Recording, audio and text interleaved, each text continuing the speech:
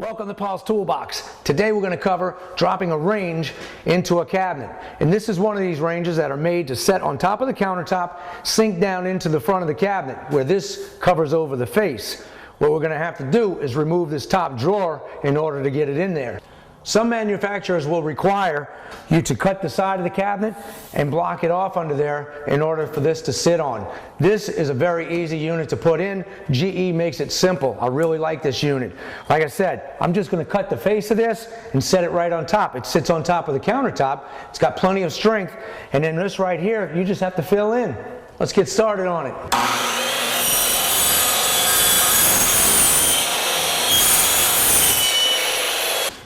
Now I'm going to take my saw and I'm going to carefully cut this.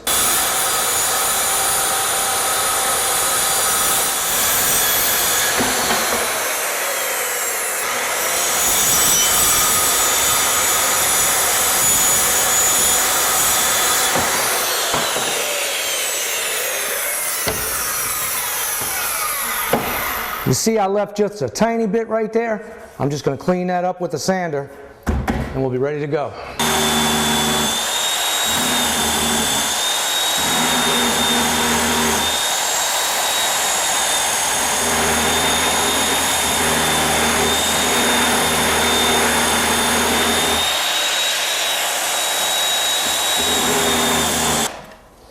What we're going to do is take a factory piece, set it against there, and make sure we have this to where it's tight. You see right now I still have to take a little bit more off. I can see this is high.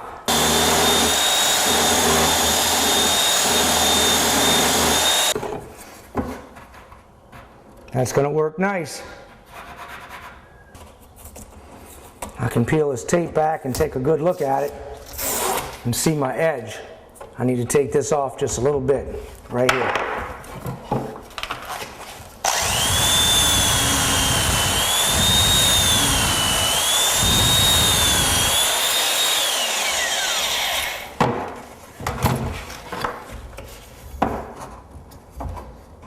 Oh yeah, that's nice. It's cut and ready to go in place. We're going to retrofit it right now.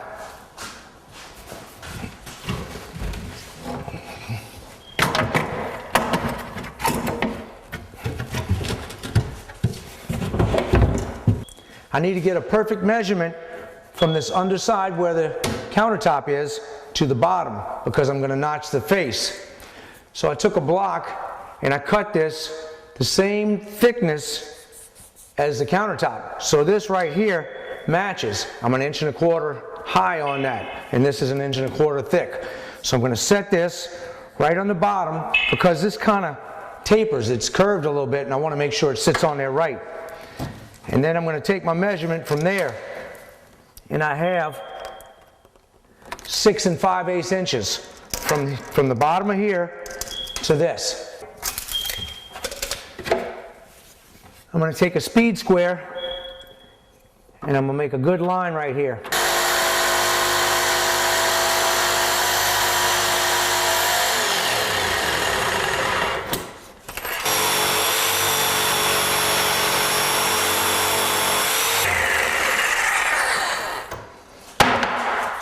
Back again, working a late night now because I took off yesterday. My brother came in town. It was a surprise visit and I wasn't going to miss him.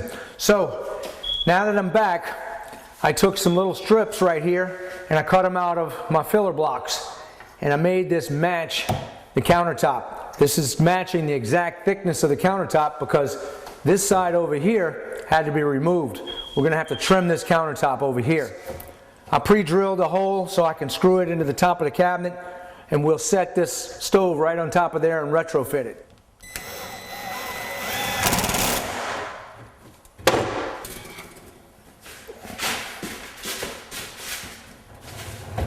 This is going to be a really tight fit. We have to be careful when we put it in there. This clears and we have a little bit of room to put a filler across the face of here so we don't have a gap right there. Now this will work perfectly in here. The only thing we'll have to do when this is all done is trim the countertop over here and then notch the face so this can slide all the way back. We want to make sure that the stove slides back as far as it's supposed to.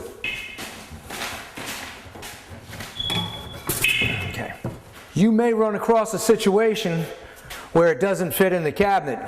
Some of these don't fit really well and you have to notch out the sides down here. So be aware of that when you purchase it. Get your measurement from the inside of your cabinet. Make sure you have clearance. If you don't, cut this out ahead of time. The next step is to take and rip a filler to put it right across here as a rail. And I'm going to see what my clearance is.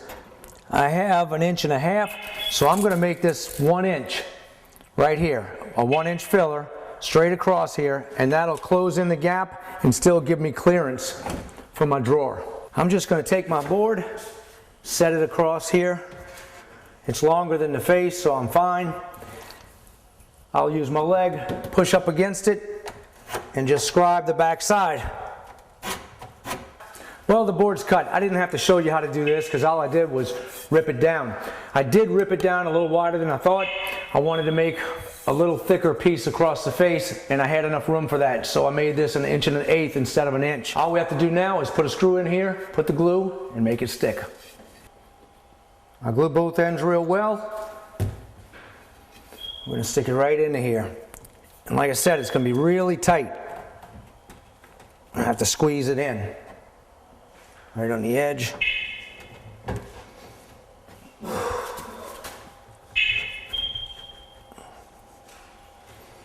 Make sure you get the face good and flush.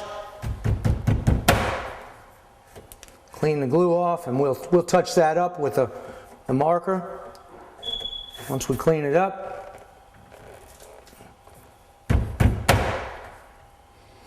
That's a nice tight fit.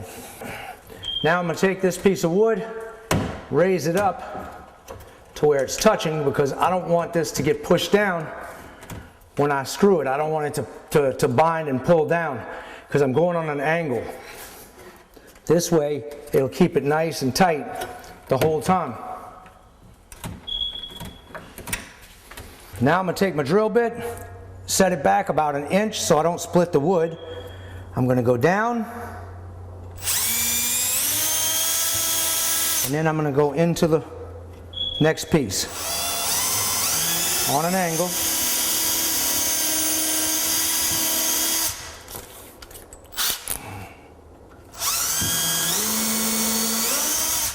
You want this screw to countersink, so I'm going to make this a little bit wider with a bigger drill bit. Since I'm using a larger drill bit, I'm going to run it in reverse.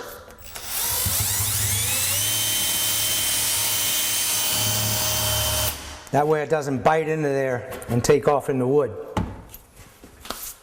Now I can take my 2.5 inch screw and I can carefully run it straight down.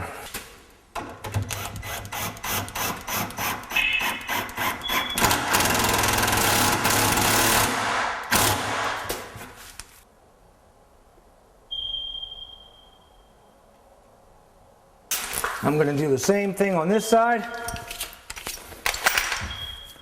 Take my clamp and clamp this little block where it's pressing right underneath it.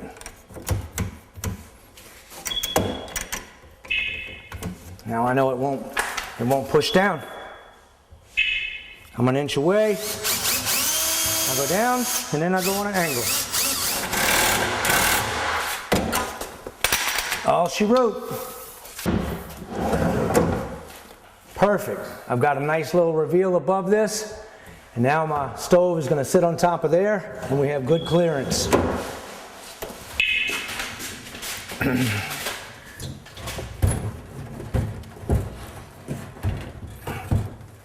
It's got to go back a little bit. There you go. Perfect fit. One final note when you put these drop-in stoves in. When you install this, if you want to keep drawers, the top drawer is eliminated, of course, and a lot of times the second drawer has to be notched in the back. Well, I don't want things snagging on that, so I'm going to block off a little area where they can still put pots in here and it won't interfere with the plumbing. The plumbing goes right here.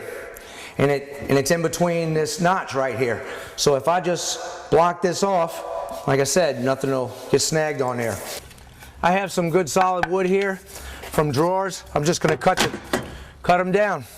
I don't even have to use my table saw. I'm just going to cut the groove out of the bottom of this, and it's 6 inches, so my saw easily cuts it.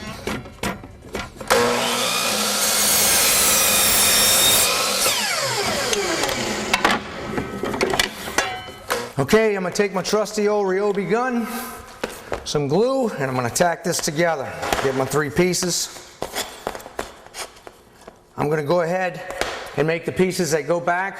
I'm going to have that end grain showing, so I'm going to cap off the front. Really doesn't matter much because it's inside the drawer, but when you open it up, this is what you'll see, the finished part. And some glue. I'm using 1 1/4" 18 gauge brad nails.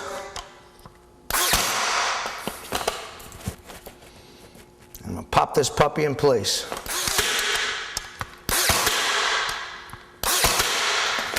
Okay. This side, same thing.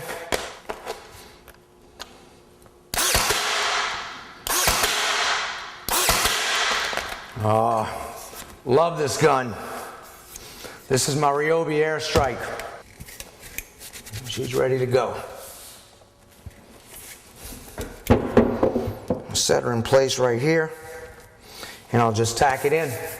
I'm going to put a little glue on the back side and on the bottom. Start here. And I can line it up from this side, same thing. I don't want to go any higher than this, of course, and I already shot 2 nails there, so I just need to hit this bottom one.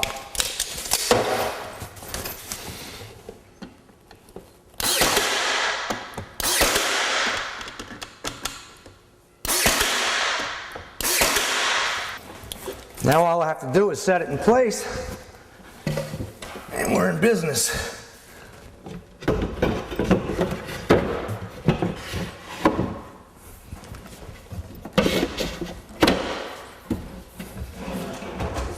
Another job finished. Now you see how easy it is to put your own drop in. A lot of people get skittish or worried about doing this, and it's not a lot to it if you know how to handle it. If you have any problems with this, go ahead and send me a question. I'll be happy to answer it. You can go to my website, paulstoolbox.com, and you can link onto there, ask me any questions you want. Also, you can check out other videos because I have all my archival videos on there. You can go to my video page and look at any one of them you want. You'll be the first one also to get my new videos. So, subscribe to that, subscribe to my channel. I'll see you in the next project.